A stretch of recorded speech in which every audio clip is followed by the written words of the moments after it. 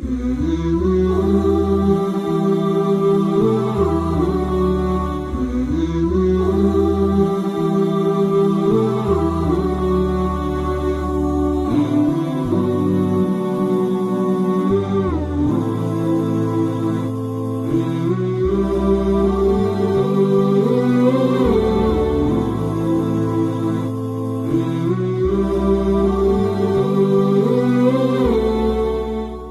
nom d'Allah, le tout miséricordieux, le très miséricordieux. Que la paix d'Allah et ses bénédictions soient sur notre prophète ainsi que sur sa famille et ses compagnons. Assalamu alaikum wa rahmatullahi wa barakatuh. Bienvenue à vous, chers téléspectateurs, dans ce nouveau cours qui portera encore une fois sur des choses essentielles liées à la croyance musulmane, la croyance islamique, et en particulier l'unicité d'Allah, c'est-à-dire le fait et l'obligation de n'adorer que lui. Durant ce cours ainsi que ceux qui vont suivre, nous allons étudier trois choses ou trois fondements de la religion. Ces trois fondements sont la connaissance de notre Seigneur, de notre religion, ainsi que de notre prophète Mohammed, que la paix et les bénédictions d'Allah soient sur lui. Alors quand on dit trois fondements, il faut déjà savoir c'est quoi un fondement. Un fondement, c'est une chose sur laquelle se base ou se pose d'autres choses. C'est donc une chose primordiale. Et sur quoi on se base pour dire que la connaissance de ces trois choses, c'est-à-dire la connaissance d'Allah, la connaissance de l'islam, la connaissance du prophète, que la paix et les bénédictions d'Allah soient sur lui, sont des fondements. Sur quoi se base-t-on ? Eh bien, on se base sur certains, déjà sur les textes religieux d'une manière générale, et en particulier sur certains textes qui nous ont montré et exprimé clairement que ces trois choses sont la base de la religion. Parmi ces textes-là, certains hadiths, certaines paroles, ou d'ailleurs un hadith c'est une parole ou une action ou une description du prophète qui nous est rapportée par des compagnons. Donc certains hadiths parlent clairement de ces trois fondements. Et notamment les hadiths qui sont liés et qui nous rapportent ce que va vivre la personne quand elle sera morte et qu'elle ira dans sa tombe. Quand une personne meurt, l'ange de la mort prend son âme. Et c'est ça la mort. La mort, c'est la séparation de l'âme du corps. Quand l'âme est séparée du corps, l'être humain est mort. Celui qui prend son âme est l'ange de la mort. Puis elle est récupérée par des anges qui assistent l'ange de la mort. Puis l'homme est enterré. Et quand l'homme est enterré, deux anges viennent à lui. Deux anges avec une apparence qui fait peur. Il a été rapporté dans certaines traditions prophétiques que leur nom est Munkar ou Nakir. Ces deux anges qui font peur, qui font très très peur, viennent poser trois questions à la personne qui est morte. Et la personne qui est morte, à ce moment-là, on l'a déjà évoqué dans un cours précédent, elle est sortie du monde de Dunya, elle est sortie de cette vie qu'on vit actuellement. Mais elle n'est pas dans la vie de l'au-delà. Elle est dans une vie intermédiaire qui s'appelle en arabe al-barzakh. Al-barzakh, c'est ça que ça veut dire. Ça veut dire la vie intermédiaire qui est entre cette vie qu'on vit maintenant et la vie de l'au-delà. Donc, les deux anges, ils viennent poser trois questions à cette personne-là. Ils viennent lui dire, qui est ton Seigneur ?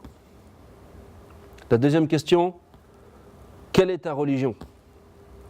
Et la troisième question, qui est ton prophète ?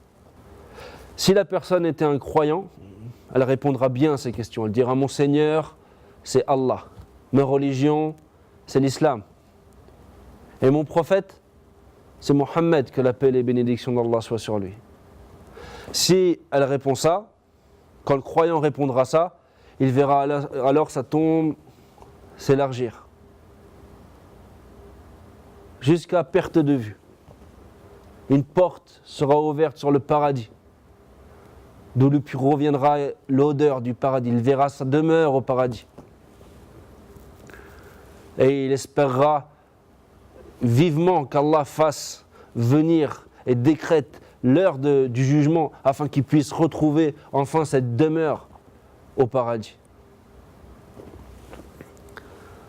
Certains savants ont dit que sa tombe pour ce croyant sera comme un jardin du paradis. Pas dans le sens où il sera comme au paradis, mais dans le sens où, comme on l'a expliqué, sa tombe sera élargie et de l'odeur du paradis va venir vers lui. Ce sera une vie agréable, cette vie de barzakh pour lui. En revanche, la personne à qui sera posée ces 3 questions, qui est ton Seigneur? Quelle est ta religion? Qui est ton prophète? Et qui ne saura pas répondre à ces questions, alors à ce moment-là, il subira un châtiment dur. Premièrement, il sera tapé avec une barre de fer. Les 2 anges vont le taper avec une barre de fer. Il poussera un cri tellement fort que tout ce qu'il y a autour de lui entendra ce cri. Sauf les djinns et les êtres humains. Parce que s'ils entendaient ce cri, ils seraient tombés par terre, ils seraient évanouis. Ils seraient évanouis. Ils ne pourraient pas supporter ce bruit, ça serait trop dur d'entendre des gens châtiés jusqu'à ce point-là. Allah nous a donc empêchés, ou plutôt protégés, d'entendre ces choses-là. Mais il nous a informés de ce qui se passe. Maintenant, quand on dit la personne qui ne répondra pas, est-ce que ça veut dire qu'il suffit de mémoriser la réponse, de passer toute sa vie comme étant une personne qui est une mauvaise personne, une personne qui ne croit pas en Allah, une personne qui ne pratiquerait aucunement la religion, mais qui a appris les 3 réponses par cœur pour les sortir devant les anges, hop, comme ça j'ai sorti la réponse, la bonne réponse, je l'ai apprise par cœur? Non, c'est pas comme ça. Cette réponse, ce jour-là, elle sera sortie du cœur. Elle pourra sortir du cœur que si la personne elle a mis en pratique ces choses-là. C'est-à-dire qu'elle a adoré Allah exclusivement, qu'elle a pratiqué l'islam et qu'elle a suivi le prophète Mohammed. Or, si elle ne l'a pas fait, elle ne pourra pas répondre à ces questions. Donc ça, c'est les 3 fondements de la religion, et le hadith qu'on vient de citer, c'est une preuve concernant ces 3 fondements. Dans ce cours aujourd'hui, ainsi que dans certains cours qui vont suivre, on va se concentrer sur le premier fondement qui est la connaissance de notre Seigneur. Donc si on pose la question, et qu'on pose la question à un musulman et qu'on lui dit « Qui est ton Seigneur ?» Qui est ton Seigneur? Qu'est-ce qu'il doit répondre? Il doit répondre « Mon Seigneur, c'est Allah, qui m'a éduqué par ses bienfaits, ainsi que tout l'univers. » Qu'est-ce que ça veut dire qu'il nous a éduqués par ses bienfaits? Ça veut dire, et en vérité, la personne, il faut qu'elle réfléchisse à ça. Depuis qu'on est créé, Allah, il nous éduque. C'est une véritable éducation. Depuis qu'on est dans le ventre de la mère, qu'Allah il nous fait parvenir la subsistance, qu'après on est, qu'on a des parents qui s'occupent de nous, qu'on apprend les choses petit à petit, qu'on grandit, qu'on prend de plus en plus de force, on passe par l'adolescence, puis après on apprend de plus en plus de choses et on prend de plus en plus de force jusqu'à ce qu'on atteigne l'âge adulte avec le plein de nos forces. On n'a pas fait tout ça de nous-mêmes, on a fait tout ça parce que Allah nous a éduqués et facilité toutes ces choses-là. On a un Seigneur qui nous crée, qui nous donne la subsistance et qui nous éduque. Ainsi que tout l'univers. Ce n'est pas simplement propre à l'être humain, c'est pour tout l'univers. Qu'est-ce qui prouve cette chose-là?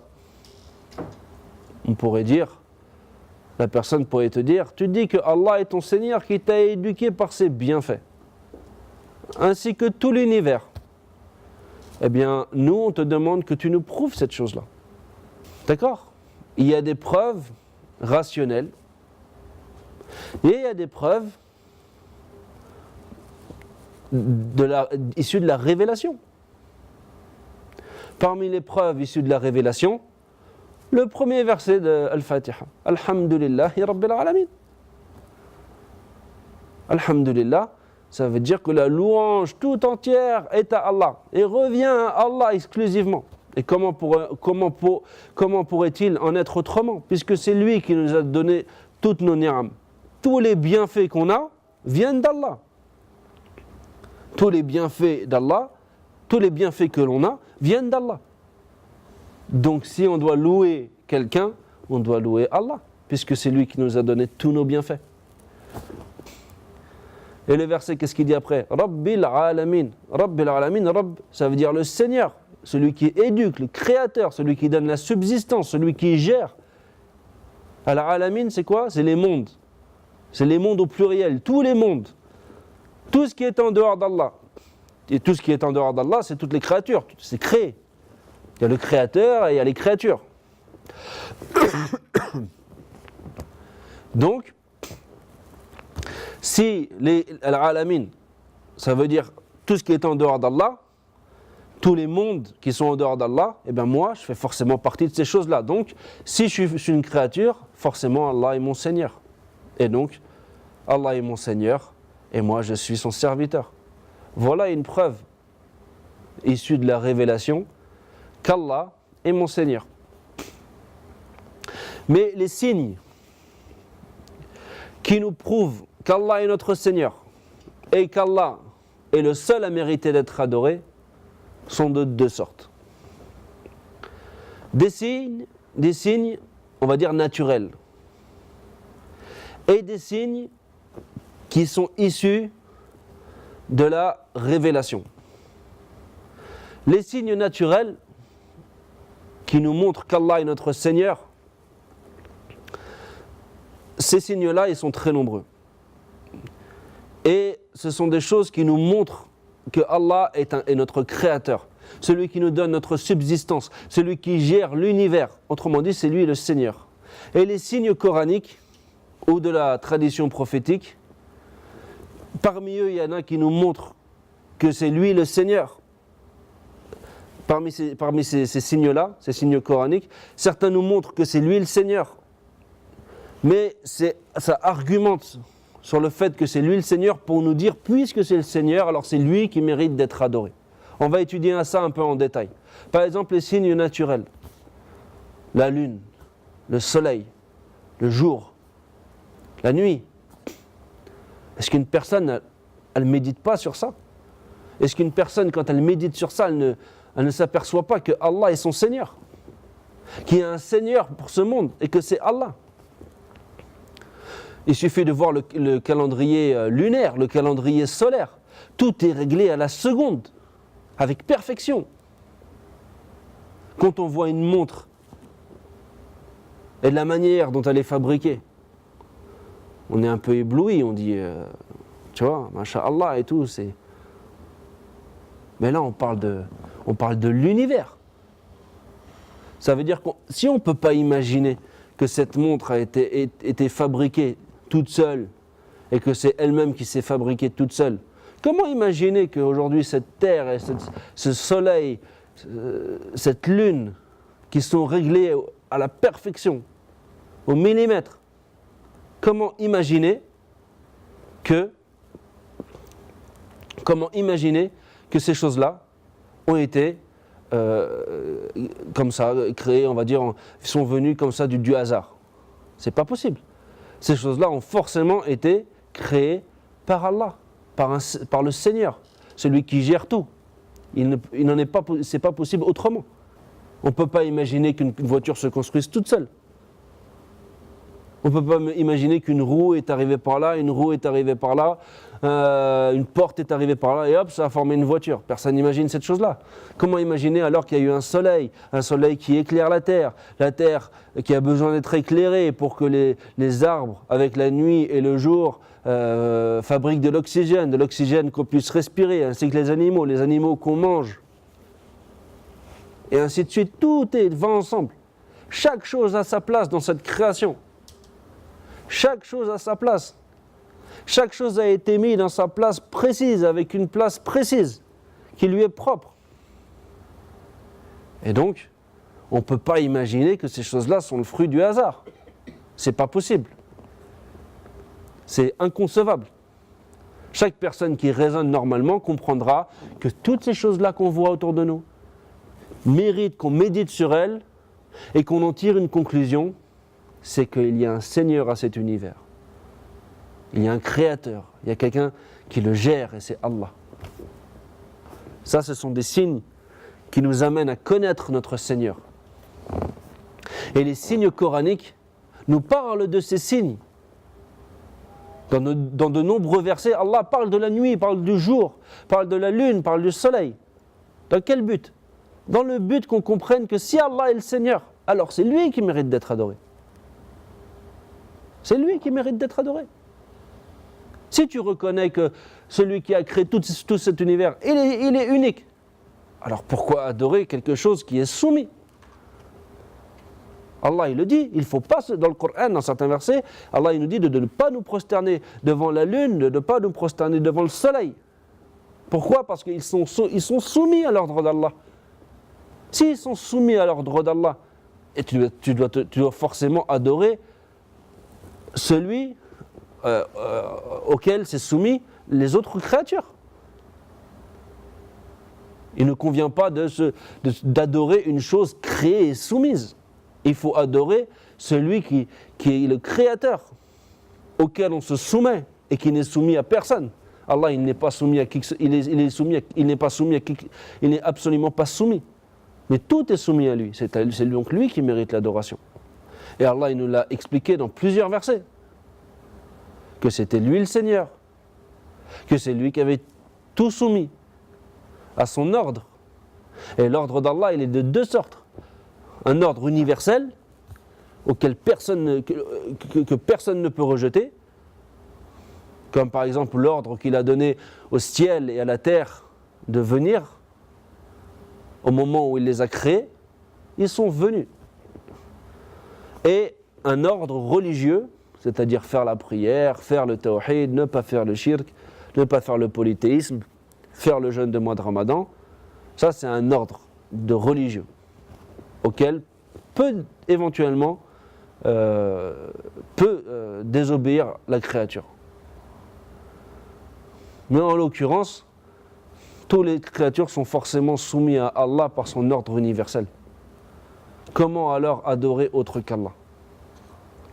Donc les preuves qu'il y a dans le Coran ou dans la tradition prophétique, elles contiennent parfois l'ordre direct d'adorer Allah, et parfois elles contiennent le rappel de ces signes naturels qui nous montrent que Allah est le seul Seigneur et que par conséquent, puisque c'est le seul Seigneur, eh bien il est le seul à mériter d'être adoré. Quand Allah nous parle, comme on l'a dit précédemment, de la nuit, du jour, du soleil, de la lune, des plantes, de la terre, du ciel, il faut qu'on réfléchisse sur ces choses-là. Qu'est-ce que ça implique ? Ça implique que tu vis dans un monde qui est géré par un être suprême, Allah, qui est unique, et que par conséquent, c'est lui qui mérite d'être adoré.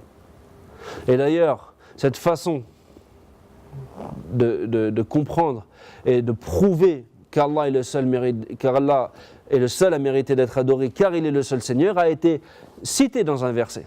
Ya ayyuhan nas, u'budu rabbakum alladhi khalaqakum walladhina min qablikum la'allakum tattaqun. Ça veut dire quoi ce verset ? C'est un verset de Surat Al-Baqarah, la vache. Allah il a dit, et il s'est adressé à tous les hommes. À tous les hommes.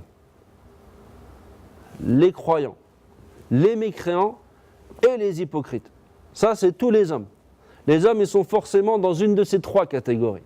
Soit ce sont des croyants, voilà, ils croient en Allah, ils croient au jour dernier. D'ailleurs, ces trois catégories ont été citées dans les versets qui ont précédé le verset que je viens de citer moi. C'est-à-dire tous les premiers versets de Surat Al-Baqarah jusqu'au verset que je viens de citer, ce sont des versets qui classifient les gens en trois catégories. La première, c'est les croyants, en 5 versets. La deuxième catégorie, les mécréants, en 2 versets. Les mécréants, c'est ceux qui ne croient pas et qui montrent clairement aux gens qu'ils ne croient pas. Ces gens-là sont dangereux, mais ce ne sont pas les plus dangereux. Le plus dangereux, ce sont la catégorie qui vient après. Ce sont les hypocrites. Les hypocrites, ce sont des gens qui montrent aux autres qu'ils sont des croyants et qui, à l'intérieur, sont des mécréants. Et Allah a parlé d'eux dans 13 versets. Dans 13 versets, il nous a parlé d'eux, il nous a décrit ces gens-là. Et le fait qu'il en ait parlé autant, ça montre le danger de ces gens-là, le danger qu'ils représentent. Pourquoi ? Parce qu'ils cachent leur réalité. Et c'est pour ça qu'ils peuvent faire beaucoup de mal. Parce qu'ils arrivent de l'intérieur, sans qu'on les voie. Quand une personne est un ennemi déclaré, voilà, on sait à quoi s'attendre. Une personne te dit « je suis ton ennemi », tu sais que cette personne risque de te faire du mal. Et donc tu es sur tes gardes. Quand une personne dit « je suis ton ami », tu baisses ta garde. Mais si c'est ton ennemi, elle peut te faire du mal sans que tu t'en rendes compte. Et c'est pour ça qu'Allah il a dit dans un verset, c'est eux les ennemis. Car alors, le danger, il vient d'eux en particulier.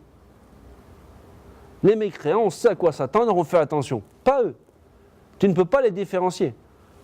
Au contraire, ces gens-là, en apparence, ce sont des gens, des bons musulmans, peut-être même, des bons musulmans en apparence, mais qui à l'intérieur cachent la mécréance. Et donc Allah, dans ce verset, il s'adresse à tous les hommes, les croyants, les mécréants, les hypocrites. Et il leur dit quoi ? Il leur dit d'adorer Allah. D'adorer qui ? Leur Seigneur, qui les a créés. Qu'est-ce qu'on comprend de ça ? Adorer votre Seigneur qui vous a créé. Ça veut dire adorer votre Seigneur, car c'est lui qui mérite l'adoration. Adorer celui qui mérite qu'on l'adore parce que c'est lui qui vous a créé. Quand Allah il dit adorez votre Seigneur qui vous a créé, c'est en fait la raison pour laquelle nous devons l'adorer, parce que c'est lui qui nous a créés. On ne va pas aller adorer quelque chose qui est créé, soumis comme nous. On ne va pas aller adorer une vache. On ne va pas aller adorer le soleil ou la lune comme faisait le peuple d'Ibrahim. Ce sont des choses soumises, ce sont des choses créées. Allah fait ce qu'il veut avec ces choses-là. Elles ne méritent pas qu'on l'adore. Par contre, celui qui nous a créés, celui qui gère nos affaires, celui qui est capable de toutes choses, eh bien c'est lui qui mérite d'être adoré. Et donc, Allah, il nous a fait comprendre la raison pour laquelle il méritait d'être adoré. Parce que c'est lui notre Seigneur. Et donc, à la fin du verset, Allah il dit « La'allakum tattaqun ». Donc si une personne, elle adore Allah, et elle adore bien son Seigneur, c'est un moyen d'arriver vers la piété. Ça, c'est aussi une chose qu'on comprend du verset.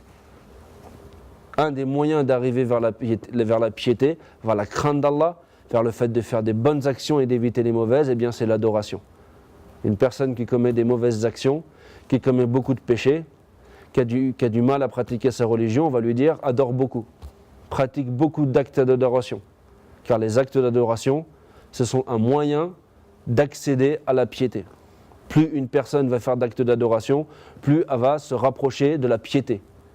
Et par conséquent, elle va devenir pieuse. Plus elle fait d'actes d'adoration, plus elle devient pieuse. Donc voilà. Donc dans ce cours, et pour résumer, on a encore étudié des choses très importantes. On a vu que l'islam était fondé sur 3 fondements principaux.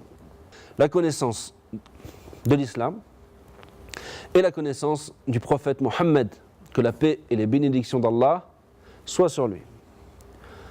Nous avons commencé à étudier dans ce cours le premier fondement, qui est la connaissance d'Allah. Et nous avons vu que Allah était notre Seigneur, qu'il nous avait éduqués par ses bienfaits et que on pouvait prouver cette chose-là par des signes naturels et des signes religieux issus de la révélation. Et que le fait que Allah était notre Seigneur était une preuve qu'Allah est le seul à mériter d'être adoré. Car celui qui mérite d'être adoré, eh bien, c'est le Seigneur et personne d'autre. Voilà les principaux sujets que nous avons abordés dans ce cours.